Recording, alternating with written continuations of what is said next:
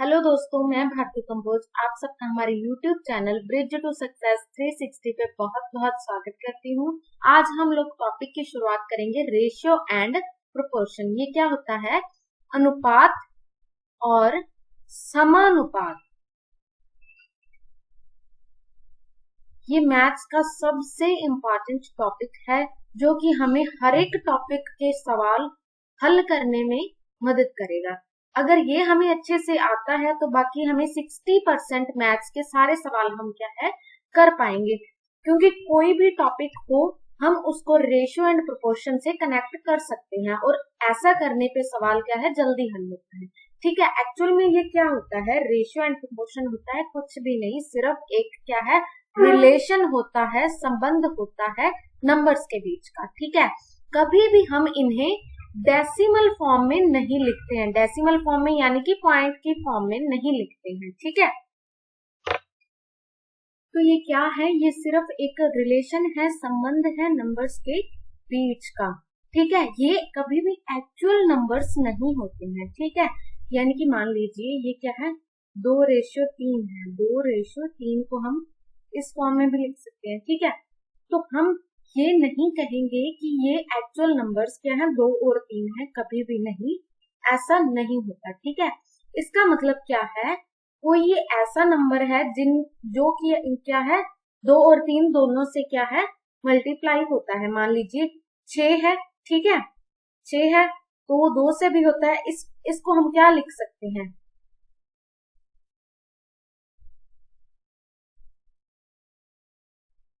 हाँ, ठीक है, तो ये क्या है, अगर इनमें से हम क्या है 3 कॉमन निकाल लें, 2:3 बन जाता है ना। बस ये कॉमन नंबर को हम निकाल के इसको सिंपलेस्ट फॉर्म में लिखते हैं। ठीक है, ये क्या है सिंपलेस्ट फॉर्म में हम इनको लिखते हैं। तो ये क्या एक्चुअल नंबर नहीं होते हैं, ये सिर्फ क्या है सबसे छोटे से छोटी क्या है सिंपलेस्ट फॉर्म होती है नंबर्स की, रेशियो एंड प्रोपोर्शन। ठीक है, अब शुरुआत करते हैं पहले सवाल से। बिल्कुल हम क्या है बेसिक से करेंगे इन सवालों को। ठीक है, ये इम्पोर्टेंट तो नहीं है लेकिन ये आपकी क्या है फाउंडेशन है।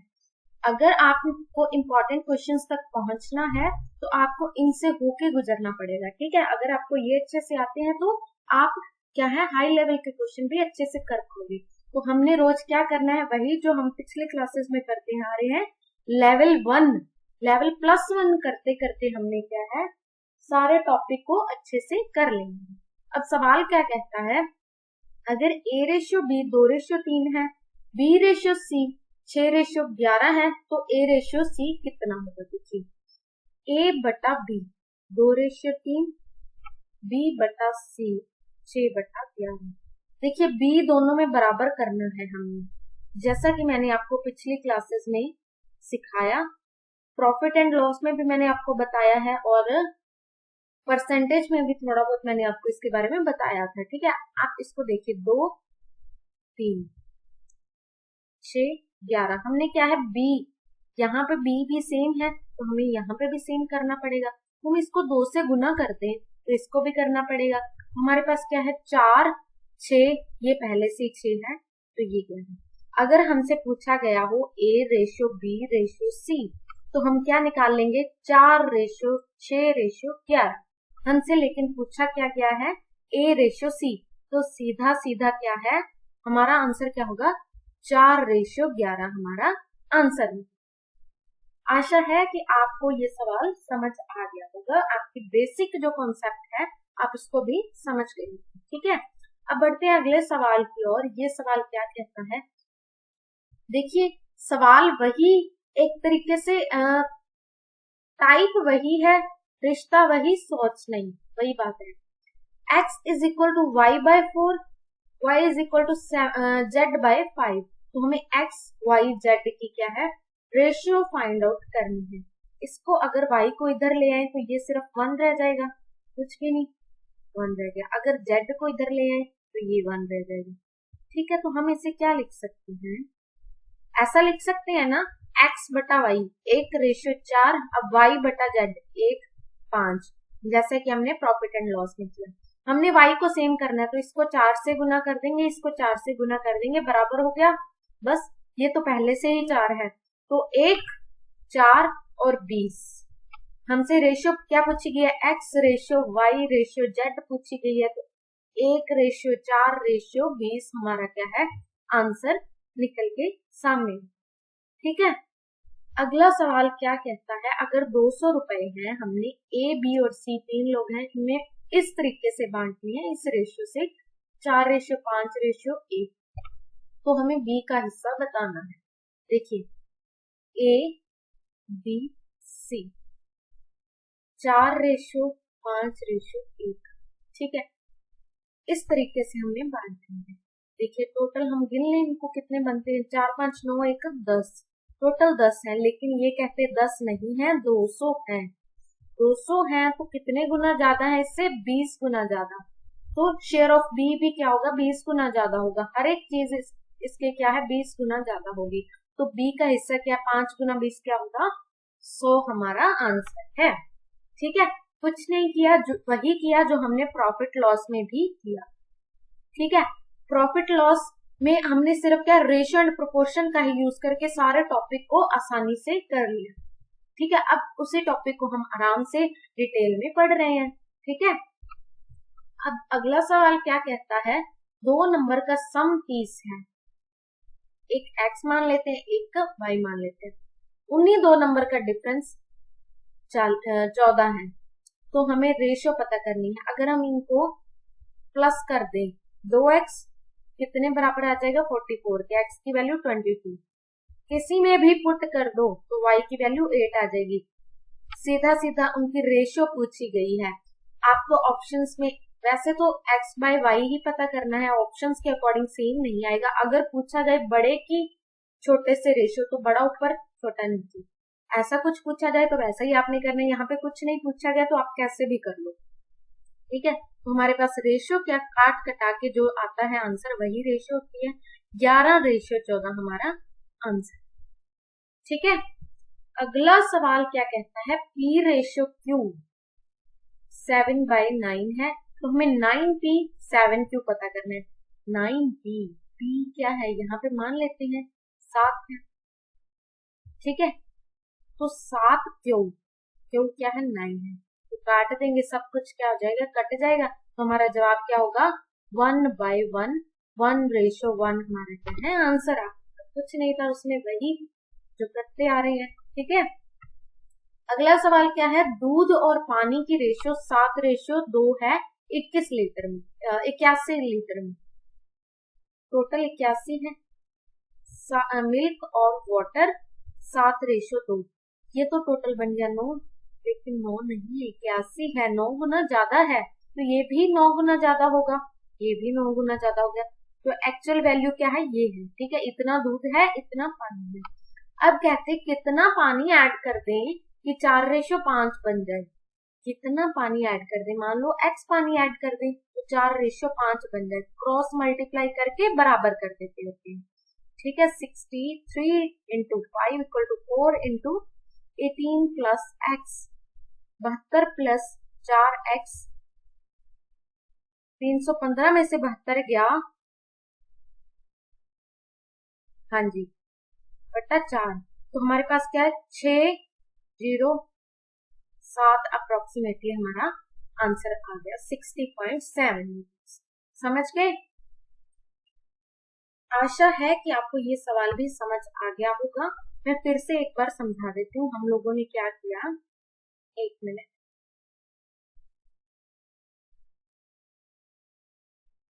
देखिए, मिल्क वाटर 7:2, 9 नहीं है, 81 है, 9 गुना ज्यादा है, तो मिल्क भी 9 गुना ज्यादा, 9×7 63, और वाटर भी क्या है, 9×2 18। ठीक है, अब कितना पानी ऐड कर दे, मान लो x पानी ऐड कर दे तो 4 5 बन जाए, तो बस मल्टीप्लाई करके क्रॉस करके मल्टीप्लाई कर दो, तो हमें मल्टीप्लाई करके क्या आंसर आएगा, 315, 72 और 4x। इसको क्या है, हम सॉल्व करके x की वैल्यू निकाल लेंगे, वही x हमने जोड़ा था जो हमारा आंसर निकल के आ जाएगा। ठीक है, अगला सवाल क्या कहता है, 3 क्लासेस हैं जिनमें स्टूडेंट्स की रेशियो 2:3:5 है। अगर 20 स्टूडेंट हर एक क्लास में इंक्रीज कर दिए जाएं तो इतनी रेशियो बन जाती है। तो original total number of students हमें पता करनी है। देखिए 2:3:5 हम मान लेते 2x है, 3x है और 5x।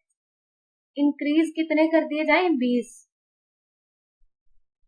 20 और 20। तो हमारे पास रेशियो क्या आ जाएगी? 4:5:7। किसी दो को ले लो, हम लोग इनको ले लेते हैं। तो मल्टीप्लाई कर देंगे क्रॉस, 10x प्लस 100 12x 80। तो 2x की वैल्यू 20 और x की वैल्यू हमारे पास 10 आ गई। ठीक है। Originally total number of students हमने क्या किया था? इनके साथ x माना था। तो टोटल कितने होंगे? 5 3 8 और 2 10। 10x टोटल होंगे।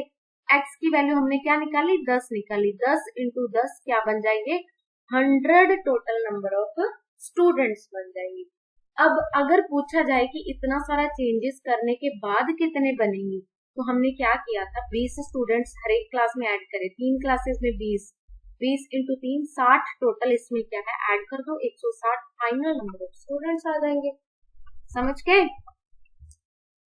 आशा करती हूँ कि आप सारे सवाल अच्छे से समझ रहे हो। अगर आपको किसी भी सवाल में कोई दिक्कत परेशानी आ रही है तो कमेंट बॉक्स आपके लिए ही है। आप उसमें अपनी क्वेरी पूछ सकते हो और मैं बताऊंगी। ठीक है। अगला सवाल क्या कहता है? ए और बी के पास, दोनों के पास 237 रुपए है। ठीक है। अब सवाल को ध्यान से पढ़ना। सी के पास 100 less than what A and B है।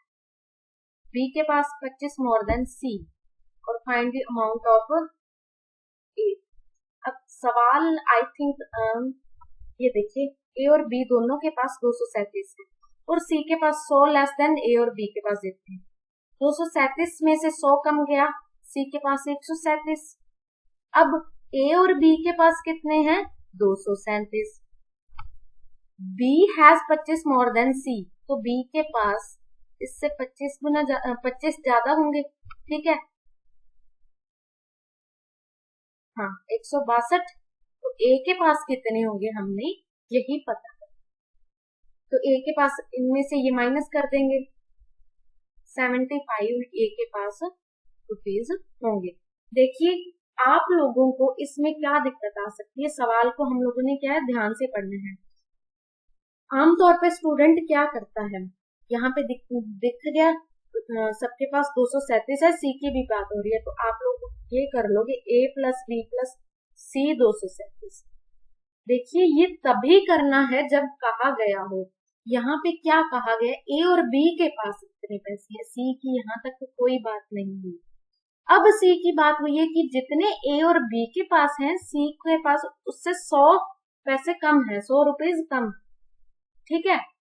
अब सी की बात हुई है, पहले सी की कोई बात नहीं हुई, तो हमने सिर्फ ये ये बताया गया है हमें, ना कि ये।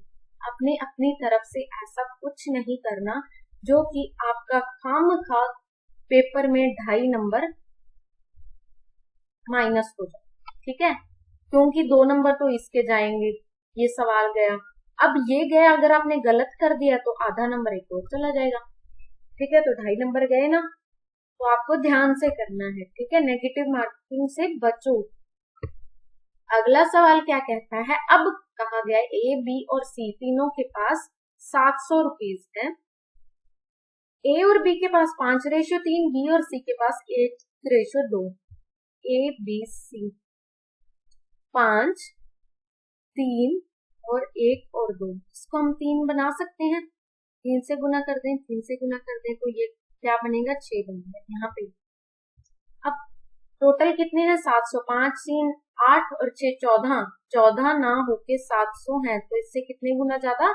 50 गुना ज्यादा। अब share of A and B, A plus B कितने? 8। 8 भी ना होके 500 गुना ज्यादा, यानी कि 400 रुपीज आंसर हो जाए। ठीक है।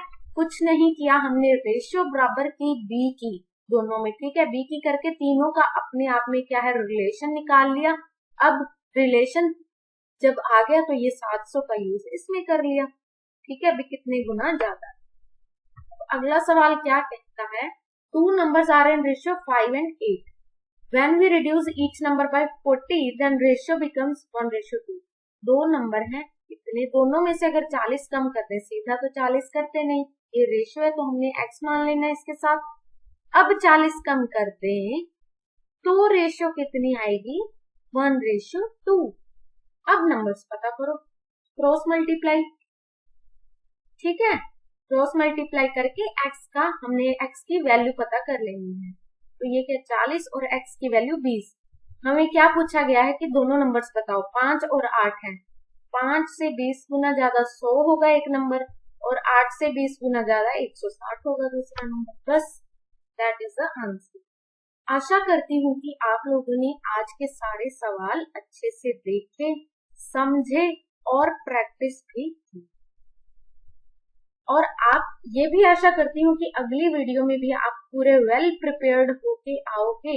हम क्या है अगली वीडियो में इससे एक प्लस लेवल के सवाल करेंगे और इस टॉपिक को अच्छे से कंप्लीट करने में क्या है एक और कदम आगे बढ़ाए। ठीक है, तो मिलते हैं अगली वीडियो में। तब तक के लिए अपना ख्याल रखिए, और अगर वीडियो अच्छी लगी तो लाइक भी करिए, कमेंट भी करिए, और अगर सब्सक्राइब नहीं किया तो वो भी करिए। ठीक है, मिलते हैं अगली वीडियो में। Till then take care, bye bye.